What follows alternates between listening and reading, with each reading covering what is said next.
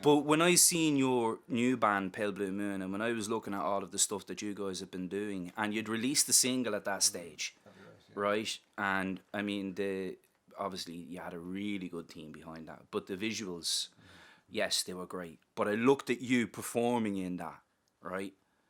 To me, that was someone who can act, whether you believe it or not. I don't believe it. Well, Yeah, believe it, because as I was watching it, I could feel what you were singing, and I could understand where you wanted to take the audience.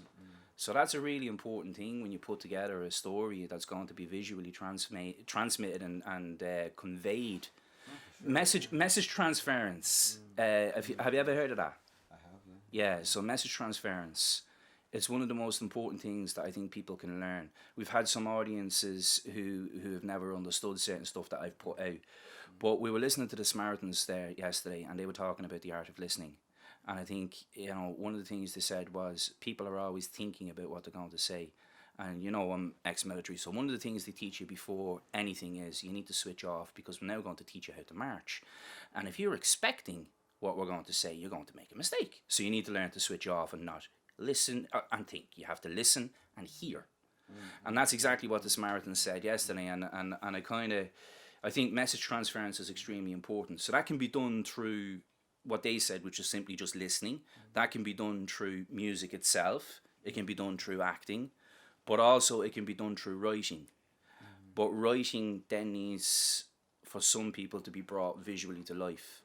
And having met you several times then since after we met at Paul's then for Midsummer, and we've been up to your house for Midsummer and all the crack, I just knew in my heart of hearts that the personality was the right person. And then also, since getting to know you, I knew you were the right person.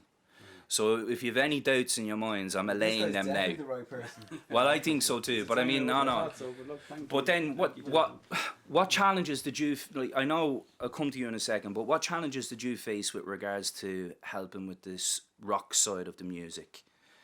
Well, I mean, that was an interesting process because it's recording somebody else's song, which is always a challenge in itself, and something that I would be filled with anxiety doing, because I don't normally do other people's music just because I think they do it better, and so why would you do it again? It's a bit like there's a few rules that you don't break in rock and roll, like you don't cover Stairway to Heaven, you don't do things like that, and so when this song came along and your project was really it was both terrifying and a challenge, and we really wanted to do it, and we felt as a band that it fitted with what we were doing, and because we liked the darkness of it and the gothic side of it. And that really resonated with us, and we kind of thought that we could reimagine the song rather than cover it, if you know what I mean, because I mean otherwise it's just going to be another version of the same song, which makes no sense. Absolutely. Because the original is actually a fantastic song. It's one of the, it's a pop song, but it's incredibly well written. The tension of the chords and the notes in the pre-choruses and choruses that were written by Dave Stewart are just insanely good. The vocal and the chords go in two different directions.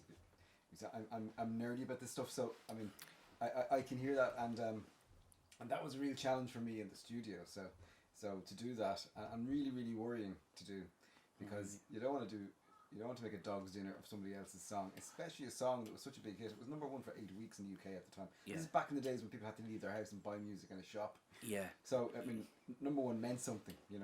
People went out and got this record. So Yeah. a lot of people, I suppose, my age group, which is not so old, would No, it's not, because you're only 2 years older than me. So. Exactly. Yeah. I sometimes forget. Anyway, but it's a song that I think has a resonance with a particular generation or age group, and there's a lot of goodwill towards the song, because a lot of people, it was number one for so long, Right. and back in those days when the song was number one, it was on the radio and the TV all the time, so it would be pervasive, it would be everywhere. So that was kind of nerve-wracking to take it on, but it was a real nice challenge to take on a pop song and try and make it rocky, so we may or may not have succeeded, I'm not sure.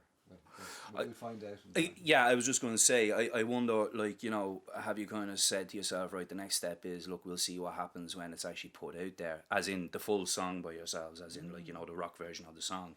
Because I know, like, we took a part of that and we've inserted it because we wanted it to be a rock opera, so we do have the operatic side with Jessica. I nearly forgot her name. I was nearly going to say Emma because Emma's playing the girl, the angel. So, but Donald, when I asked you to do it and you were out there and you were practicing and you were actually rehearsing and stuff like that, did it kind of then jump into your mind that, look, you know, without giving too much away, you know, you... well, actually, can I ask that? I was going to ask, can I ask you to tell people, like, you know, like, a little bit about yourself? Like, you used to be an accountant, right? That's right, yes. And now you're not. Most definitely not. No, couldn't be further from it. No, when I was a young man, teaching was something I wanted to do as a career, but my father was an accountant and saw the value in a career like that. He encouraged me, well, led me down the path to do it for my Leaving Cert and to study it in college. I did, and I wouldn't have excelled at it or anything like that. I got through it. I got a job because I thought it was what I was supposed to do. And I never had the courage, shall we say, just to say, I dread this. You know, you're getting up every day to do something you do not like.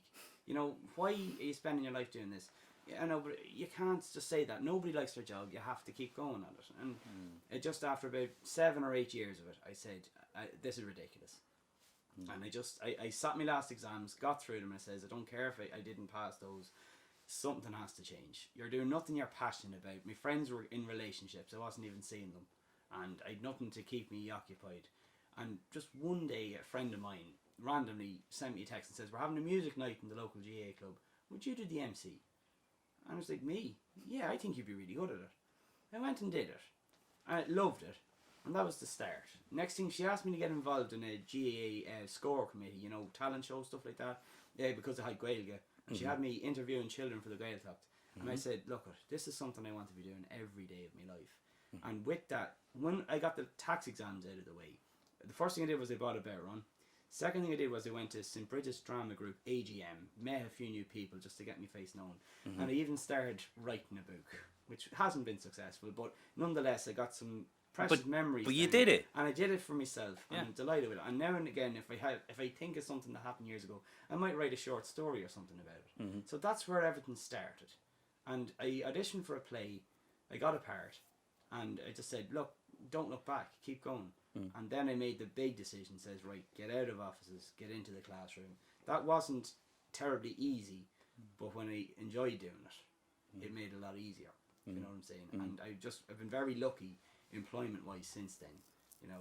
Yeah, so you basically changed careers. You took a big leap and you went from a really kind of, shall we say, steady, stable profession into one where, yeah, it is probably steady and stable, but it's not a kind of a given. Like, it's not like there's a huge demand for it. There are a lot of teachers out there, so you changed careers since being a teacher.